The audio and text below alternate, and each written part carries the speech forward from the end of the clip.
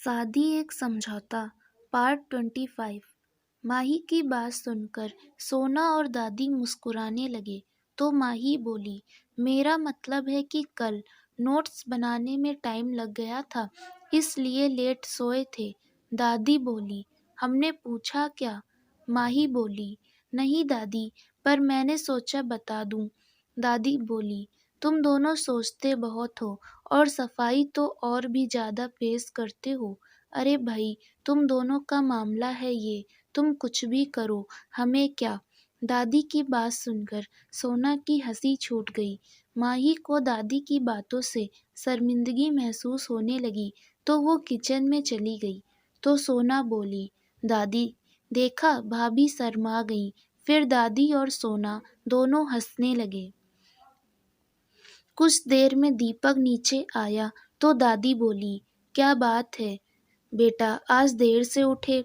दीपक बोला, हाँ दादी, रात को लेट सोया था थोड़ा। दादी बोली, क्यों? असल में दादी क्रॉस चेक करना चाह रही थी कि माही सच बोल रही थी या नहीं।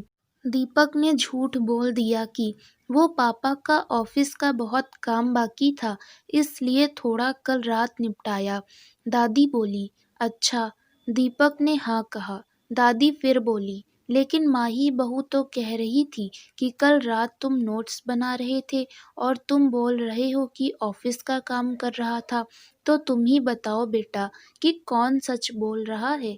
अब दीपक फंस गया था, लेकिन फिर भी बात को संभालते हुए बोला, पहले नोट्स बना रहा था, फिर माही सो गई तो उसके बाद कुछ देर ऑफिस का काम पूरा किया, इसलिए शायद उसे पता नहीं होगा। दादी बोली, अच्छा ठीक है, कोई बात नहीं। इस बार दीपक बच गया था। फिर माही ने दीपक को नाश्ता परोसा और खुद भी नाश्ता करने लगी। दादी बोली, बेटा इस रविवार को एकादशी की पूजा है। उस दिन तुम्हारे दादाजी का जन्मदिन भी है। वो तो अब रहे नहीं, लेकिन फिर भी उनके जन्मदिन पर खुद ही पूजा कर लेती हूँ। तो रविवार को कहीं जाने का प्लान हो तो कैंसिल कर देना। दीपक ने जी दादी कहा। इसके बाद दादी ने सरिता जी को बुलाया और सोना से उनके कमरे से कुछ लाने को कहा। सोना ने दादी को 2 साड़ी के बॉक्स लाके दिए। दादी ने एक साड़ी सरिता जी को दी और एक साड़ी माही को दी और कहा, ये साड़ी तुम दोनों के लिए, इन्हें तैयार करवा लेना और यही पहनना उस दिन। फिर दादी अपने कमरे में चली गई। सरिता जी ने कहा, माही बेटा, कॉलेज जाते समय इन साड़ियों को बुटीक में दे देना और अपना नाप दे देना। मेरा नाप उसे पता है, वो तैयार कर देगी। दीपक को उसका बुटीक पता है, वो तुम्हें ले जाएगा। माही बोली, ठीक है आंटी। इसके बाद दीपक और माही बाइक से बुटीक चले गए। वहाँ बुटीक की मालकिन नहीं आई थी तो माही ने वहाँ काम कर रहे एक टेलर को साड़ियाँ दे दी और इन्हें जल्दी तैयार करने को कहा। टेलर ने साड़ियाँ ले ली, फिर माही से नाप देने को कहा। जैसे ही वो माही की नाप लेने लगा तो दीपक ने उसे रोक दिया और बोला, आंटी कहाँ हैं? वो नज़र नहीं आ रही। टेलर बोला, उन्हें आने में टाइम है, तब तक मैं नाप वगैरह लिख लेता हूँ। वो आएंगी तो आप लोग उन्हें डिज़ाइन बता देना। दीपक बोला, तुम रहने दो, आंटी आएंगी तो वही नाप लिख लेंगी, उनसे कुछ बात भी करनी है। टेलर बोला, ठीक है, जैसी आपकी मर्जी। वैसे नई नई शादी हुई लगता, तभी इतनी फिक्र कर रहे हो बीवी की। दीपक बोला, काम कर अपना, ज़्यादा दिमाग मत लगाया कर। दीपक की बात सुनकर माही की हंसी छूट गई। उसे मुस्कुराता देख दीपक को अच्छा लगा। कल रात उसका मन हल्का हो गया था, इसलिए आज थोड़ा उसके चेहरे पर मुस्कान दिख रही थी। थोड़ी देर में बुटीक की मालकिन आई और उसने माही की नाप ली और डिज़ाइन वगैरह पूछने लगी। माही ने उसे अपनी और सरिता जी दोनों की साड़ी दी और हिसाब से तैयार करने को कहा। इसके बाद दोनों कॉलेज चले गए। आज क्लास में अनाउंस हुआ कि सबको एक प्रोजेक्ट तैयार करना है, जिसके लिए ग्रुप बनाए जाने थे। क्लास में 4-4 लोगों के ग्रुप बनाए गए। दीपक और माही एक ही ग्रुप में थे। उनके साथ उनके 2 क्लासमेट्स राहुल और दिव्या भी थे। वो चारों एक साथ बैठ गए। फिर प्रोजेक्ट को लेकर डिस्कस करने लगे। फिर उन्होंने आपस में तय करके एक विषय चुन लिया और उससे संबंधित जानकारी निकलने को कहा। इसके बाद माही लाइब्रेरी में चली गई और प्रोजेक्ट के लिए पढ़ने लगी। कुछ देर बाद वो सब कैंटीन में गए और माही ने सबको प्रोजेक्ट से संबंधित थोड़ी जानकारी दी और कुछ पॉइंट बताए। फिर सबसे उन्हीं पॉइंट्स पर जानकारी निकालने को कहा। राहुल, जो कि माही की बात ध्यान से सुन रहा था, वो माही के ज्ञान को देखकर बहुत प्रभावित हुआ। वो बस माही को ही देखता जा रहा था। बीच-बीच में माही का टेंशन लेने के लिए वो कुछ सवाल भी करता। राहुल प्रोजेक्ट में पूरी रुचि ले रहा था। ये देखकर माही को अच्छा लगा। माही उसे हर पॉइंट ढंग से समझाने लगी। दिव्या भी माही से प्रभावित थी, लेकिन दीपक को राहुल का इतना ज़्यादा सवाल जवाब करना ठीक नहीं लग रहा था। फिर चारों डिस्कस करके घर चले गए। घर जाकर माही वापस अपने कामों में बिजी हो गई। रात को खाने के बाद वो वापस प्रोजेक्ट की तैयारी करने लगे। दीपक भी लैपटॉप पर इंफॉर्मेशन निकालने लगा। उनसे भी कुछ पॉइंट्स लिखे और माही को बताए। माही ने उसे सारे पॉइंट्स लिख लेने को कहा। दीपक ने सब नोट कर लिया। फिर दोनों सो गए। अगले दिन दोनों दोबारा कॉलेज गए तो राहुल और दिव्या ने प्रोजेक्ट से रिलेटेड कुछ नोट्स दिखाए। इसके बाद राहुल ने माही से अपने नोट्स दिखाने को कहा। माही जैसे ही अपने नोट्स एक्सप्लेन करने लगी तो दीपक बोला, लाओ मैं बताता हूँ। इसके बाद दीपक ने अपने और माही के नोट्स एक्सप्लेन किए। आज राहुल ने ज़्यादा सवाल नहीं किए। वो तो माही को सुनना चाहता था और ये बात दीपक अच्छी तरह समझ रहा था। दीपक ने अपनी तरफ से पूरा एक्सप्लेन करके पूछा, एनी डाउट? तभी दिव्या, जो कि दीपक को कब से सुन रही थी, बोल पड़ी, तुम दोनों ने नोट्स साथ में बनाए हैं क्या? दीपक बोला, हाँ। दिव्या बोली, कब? कॉलेज से तुम दोनों अपने अपने घर चले गए होगे ना, फिर नोट्स कब बनाए साथ में? दिव्या की बात सुनकर दीपक और माही एक दूसरे को देखने लगे। फिर दीपक बोला, वो हमने कॉल पर डिस्कस करके नोट्स बनाए थे। दिव्या बोली, अच्छा। तभी राहुल बोल पड़ा, हमें भी अपना नंबर दे दो। दीपक बोला, क्या?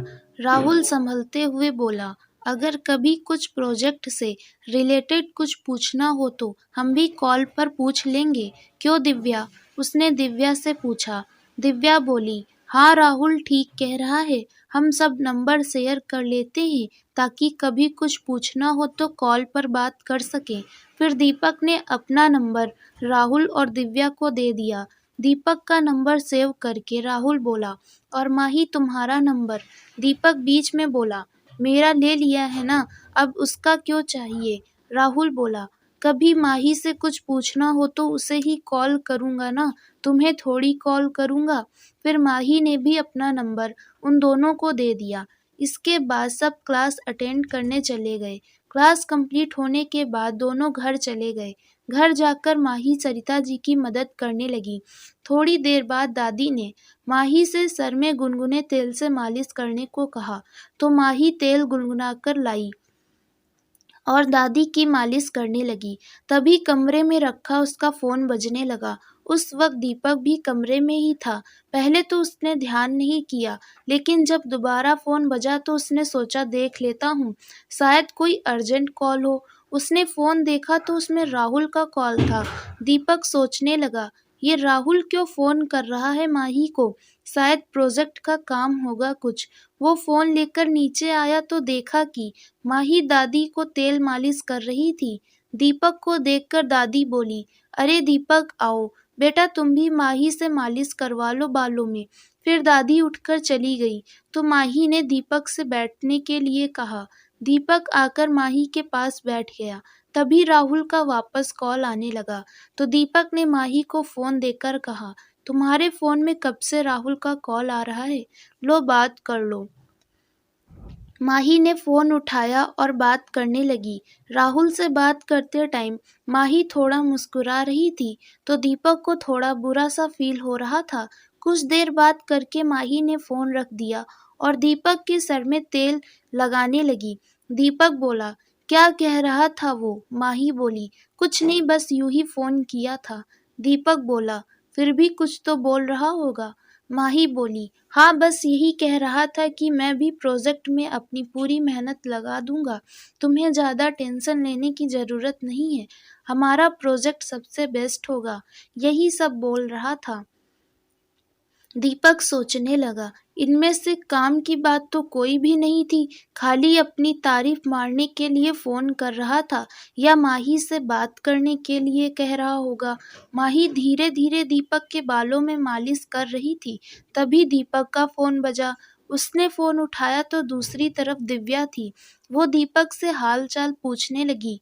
कुछ देर बाद दीपक ने फोन काट दिया और माही को बताने लगा कि दिव्या का फोन आया था। वो भी प्रोजेक्ट को लेकर सीरियस है। बोल रही थी कि जी जान से जुटी हुई हूँ और हमारे प्रोजेक्ट को नंबर 1 बनाएगी। माही बोली, अच्छा है ना, राहुल और दिव्या दोनों प्रोजेक्ट पर ध्यान लगाएंगे तो हम बेहतर प्रेजेंटेशन दे पाएंगे। दीपक ने हूँ बोला, लेकिन मन ही मन वो राहुल को प्रोजेक्ट में नहीं देखना चाहता था, क्योंकि वो जानता था कि राहुल को प्रोजेक्ट में नहीं, माही में इंटरेस्ट है। थोड़ी देर में सरिता जी ने सबको खाने के लिए बुलाया तो सब साथ खाना खाने लगे। अरुण जी बोले, दीपक कल थोड़ा काम है ऑफिस में, तुम कल ऑफिस आ जाना। दीपक बोला, लेकिन पापा कॉलेज में प्रोजेक्ट की तैयारी करनी है, आना थोड़ा मुश्किल है। तभी माही बोली, प्रोजेक्ट का मैं देख लूंगी, तुम ऑफिस चले जाना, घर आकर मैं तुमसे डिस्कस कर लूंगी। अरुण जी बोले, अब तो चलोगे? दीपक ने ओके पापा कहा, लेकिन वो माही को अकेले राहुल के साथ नहीं छोड़ना चाहता था, इसलिए ऑफिस ना जाने के लिए बहाने ढूंढ रहा था। लेकिन माही की बात सुनकर अब उसे मजबूरन ऑफिस जाना पड़ता। डिनर करके और बाकी काम करने के बाद माही अपने रूम में चली गई और जाकर साड़ी चेंज करके नाइट ड्रेस पहन ली। उसने सैटिन की वाइट पैजामा सूट नाइट ड्रेस पहन ली। साड़ी में वो बंधा हुआ सा महसूस करती है, लेकिन अब थोड़ा रिलैक्स महसूस कर रही थी। फिर वो मयूर को याद करने लगी। मयूर के साथ डांस प्रैक्टिस के कुछ पल उसे याद आ गए। वो कमरे में अकेले गुनगुनाते हुए डांस करके उन्हीं पलों को दोबारा महसूस कर रही थी। वो यूं ही मयूर को आंख बंद करके महसूस करते हुए डांस करने लगी और गोल गोल घूमने लगी। अभी उसने 2-3 चक्कर गोल घूमे ही थे कि उसका सर घूमने लगा और वो लड़खड़ाने लगी। वो गिरने ही वाली थी कि दीपक ने उसे थाम लिया। माही ने देखा तो पिछली बार की तरह इस बार भी दीपक ने ही उसे पकड़ लिया था। उसे पुराने पल याद आ गए। माही को खोया हुआ देखकर दीपक बोला, कहाँ खो गई? माही बोली, कुछ नहीं, मैं वो बस पुराने डांस स्टेप याद कर रही थी। दीपक भाव खाते हुए बोला, अच्छा, मेरे बिना ही? माही मुस्कुराते हुए बोली, अरे मैं तो बस यूं ही याद कर रही थी। दीपक बोला, ठीक है, मैं भी याद कर लेता फिर थोड़े। माही बोली, अच्छा, तो तुम्हें भी डांस करना है? दीपक बोला, हाँ, अगर तुम अपने डांस में शामिल करना चाहो तो। फिर दीपक और माही यूं ही कुछ भी गाते हुए डांस करने लगे और हंसने लगे। तभी दादी ने रूम का दरवाजा खटखटाया। जैसे ही दादी थोड़ा जोर से खटखटाया तो दरवाजा खुल गया। दादी को देखकर दीपक और माही एकदम चुप हो गए, जैसे कि उनकी चोरी पकड़ी गई हो। दादी उन दोनों को घूरते हुए बोली, थोड़ी बुजुर्गों की भी शर्म कर लो। माही नजरें झुकाकर डरते हुए बोली, दादी वो हम बस। दादी बोली, अरे डांस ही करना है तो ढंग का गाना तो चुन लेते। ये कैसा गाना है कि दिल उल्लू का पट्टा है। दीपक और माही की हंसी छूट रही थी, लेकिन वो चुपचाप खड़े थे। दादी फिर बोली, दरवाजा बंद कर लिया करो पहले और थोड़ा कम आवाज करो, ठीक है? शुभ रात्रि। फिर दादी अपने रूम में चली गई।